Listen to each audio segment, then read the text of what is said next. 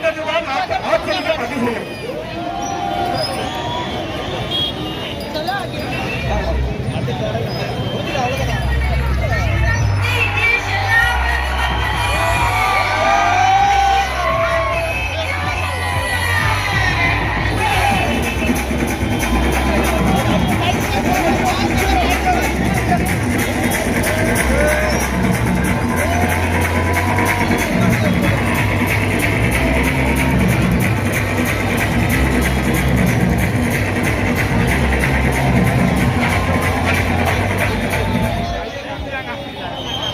எல்லாருக்கும் வணக்கம்.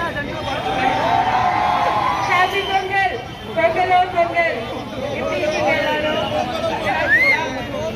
ரொம்ப ரொம்ப சந்தோஷம்.